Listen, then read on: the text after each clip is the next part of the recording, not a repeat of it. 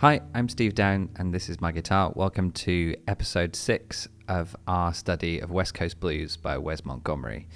If you haven't gone back through the other episodes yet, I really highly recommend you do, as a lot of the theory and the technique that we're going to talk about today will have been covered in the previous episodes. Up today, we are looking at octaves specifically. All the way through this particular chorus, it's just octaves, so you have to get rid of your pick and just use your thumb for this one. You could have used your thumb for the entire solo so far. I just opted to use the pick because that's what I'm more comfortable with, and that's what the majority of people who watch this channel are more comfortable with. But the option is there to use your thumb if you want to use it. So harmonically in this episode and in this chorus, we are looking at some descending phrases, a lot of arpeggios, some legato, and also we'll be looking at Dorian scales as well. If you'd like to get the transcription of this episode and all of the other episodes in this series and the other series that are on my channel, and a few extras, you can go over to Patreon. The link is on the screen below and in the show notes as well. I'd like to say a big thanks to all of the people who've signed up over the last couple of weeks. So big thanks to Mark, to Alessandro, Sarah, William, John, Richard, Thomas, something in Mandarin, and I don't know how to read that, I'm really sorry. Christian, Ron, John again, Ian, Jesse, Vladimir, Ian again, and Martin. So thanks everyone who's signed up. It does help to keep the wheels going round on this channel. As I said over on Patreon, if you do sign up for $5 a month, you can get all of the backing tracks for every series on here, and all of the full transcriptions, and all of the chord scale arpeggio exercise packs as well, with all the examples. So there's a lot over there that you can get for just $5. And then there's a couple of other tiers as well for requesting bespoke transcriptions and backing tracks, and also for one 45-minute lesson a month. Some other ways that you can support this channel: there's a Buy Me a Coffee link below if you don't want to do a subscription. Just hitting the subscribe button and liking the video, and also hitting the bell so that you don't miss out on the next episode. They all really help with keeping this channel going and keeping it seen. Okay, so let's take a look at the first 4 bars of this chorus.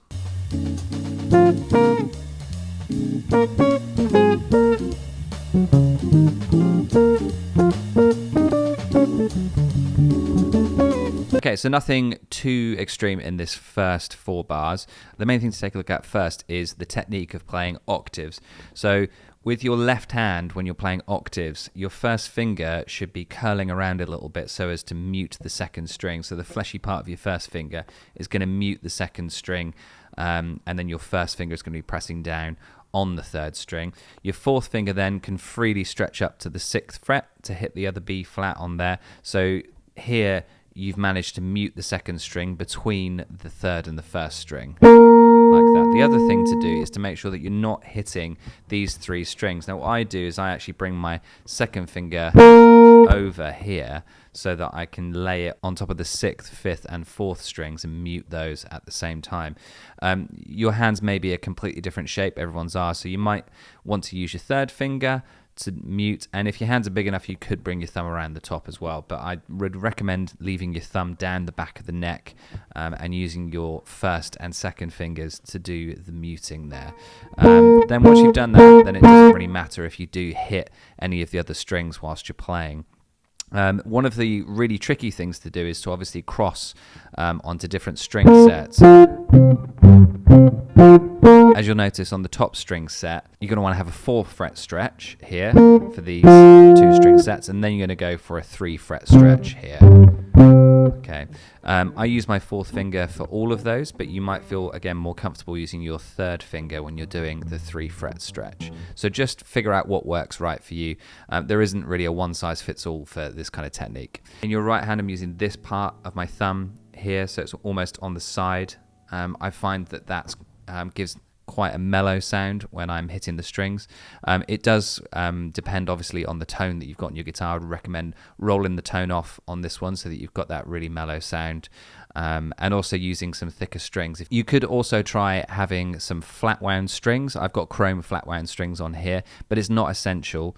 You can get this sound with just altering your tone, just rolling your tone off on the guitar and on the amp as well, to make it a little bit more middly sounding rather than trebly. But make sure that you do have the clarity with the tone there, because otherwise you won't be able to hear the notes that are coming out with the octaves. And do remember that the lower strings, the lower bass strings that are on a guitar they will kind of take over a little bit more than the top strings. So make sure that you do have enough treble to bring the clarity of the note through. Okay, so looking harmonically at this section here, as I said, not a huge amount.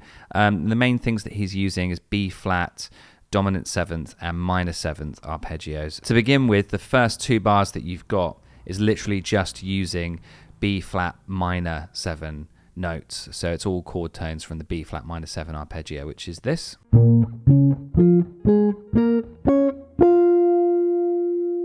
The only note that's a little bit rogue in there is that we've got a G flat in there, which is the flat 7 of A flat, and that goes well in the second bar because obviously the second chord over that is A flat. So this does tie in really, really well. But the majority of the stuff that he's using there is from the B flat minor 7 arpeggio. In the next bar, he outlines the dominant 7th arpeggio. So as he goes through, he outlines that B7 chord with the major third, with the D natural. Here's the B flat dominant 7th arpeggio.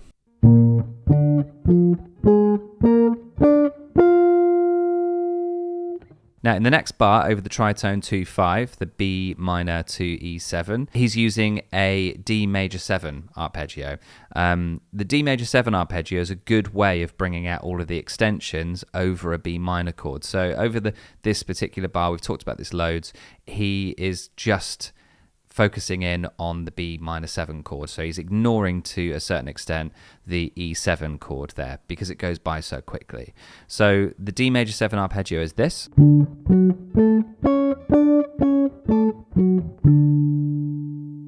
And so the D major 7 arpeggio will bring out the flat 3rd, 5th, flat 7th, and 9th of the B minor 7. So it's a really easy way of getting some of those upper extensions without having to think too hard. At the end of the bar, he's alluding a little bit to the E7 chord by sliding back from C sharp to B. And then that takes us into the next bar, which is over the E flat 7. So let's take a look at my example, as always, of playing over these 4 bars, but using some of Wes's techniques, but my lines. Here we go.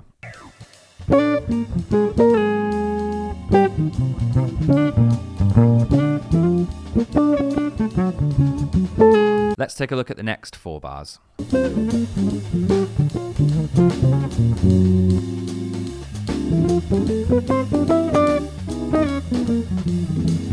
So first thing to look at over these 4 bars is this descending phrase that's in thirds, kind of. So let's take a look at the E flat mixed Lydian scale. And then let's take a look at it in thirds, going backwards, descending.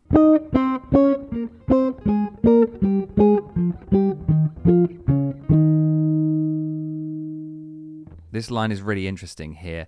He's not going backwards in thirds strictly, but the emphasis on the thirds exercise is pretty much here with the way that he's phrasing it.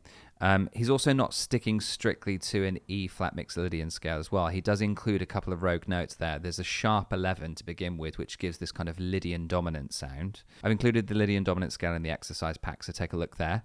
The other thing that he includes in this as well is a major 7. This may well have been an accident, or it may well just be a color on there. So you can see that you don't have to stick strictly to a mixed Lydian scale if you're in E flat 7 and you've got an E flat 7 chord playing underneath. You don't have to go, I can only play notes from the mixed Lydian scale here or from the Lydian dominant. You could add extra notes in there if you wanted to, just to colour things up a little bit. So what he's playing, there's the sharp 11 there, and then there is the major 7 there. To me, that doesn't sound right. It sounds like it could have been a mistake. But does play it again, so maybe it wasn't. And then he's moving down to take us to A flat 13. So again, he's using that G flat there to bring out the flat 7 of the A flat 13. So some interesting stuff here. There isn't really a one size fits all as to exactly what he's doing, but my guess is that he's using the thirds exercise, the thirds idea, over this E flat mixed Lydian kind of thing, but he's adding in these kind of colored notes of the Lydian note, the sharp 11, and also the major 7 there. So there's not one scale that's going to kind of fit over the top of this, but I think mostly it's E flat mixed Lydian with some notes to color things a little bit. The next 2 bars are just going up in Dorian scales. So over the bar with D minor 9 going to G13, we're using a D Dorian scale, which is this.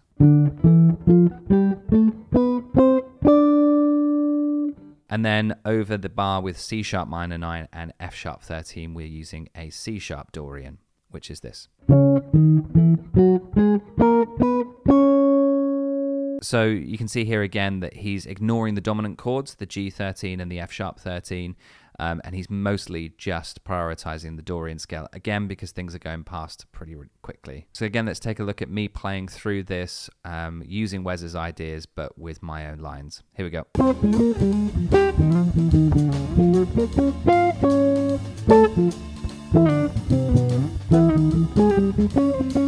And let's take a look at the last 4 bars.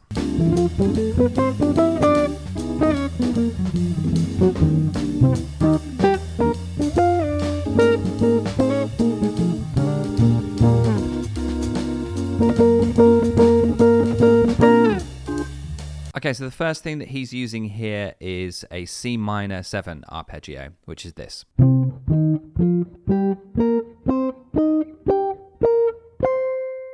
And the other notes that he's using at the end there to make things a little bit more colourful is adding in a 9, which is a D, and then the 11, which is the F on there. This is really fun to do, and it does provide a really very Wesy kind of sound for this. So there is the straight C minor 7 arpeggio, and then the D and the F to give the 9 and the 11. And then from there, this next bar is kind of half C minor 7 notes, chord tones, and then half of it is going back to the B flat minor pentatonic.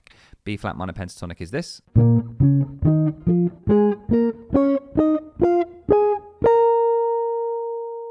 And then he does bring out in the next bar, to really round things off and make a nice cadence, he does play the major third over the B flat major 7, so he plays the D over that. And then the last bar, all we've got is this classic Wes idea where he's doing this very quick semi-quaver strum pattern. So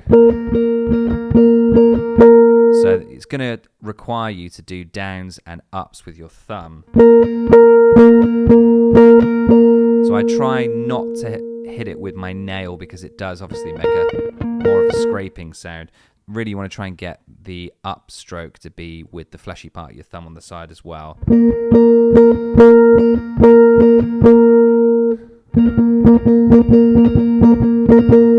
So that's going to take some practice to do that. Here again is me using Wes's ideas, but with my own lines and another example. Here we go.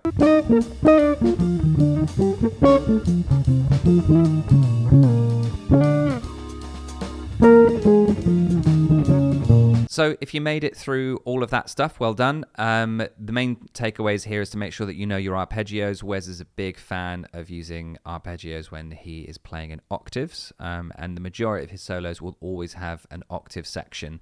So good idea to make sure that your technique for playing octaves is really, really sound.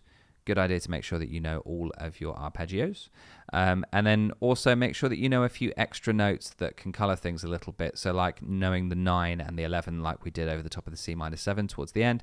And also knowing that Lydian sharp 11 note and adding maybe a major 7 in, even if it's a minor 7 chord. That's always a really good idea as well. Just experiment with these things and see if they work. If they don't, then throw them away and try something else. But it's always worth trying just so that you don't stick purely to the chord tones and the relevant scale. It always makes things sound a little bit more interesting if there's some rogue notes in there. Again, if you want to get all of the exercises, scales, chords, arpeggios, example pack, then that is over at Patreon. Link is on the screen and in the show notes below. There you'll also find all the backing tracks for this series and all the others, and the full transcription of the solo. There's also a Buy Me a Coffee link below, and don't forget to like and subscribe. Other than that, happy practicing, and I'll see you in 2 weeks for the next episode. Bye.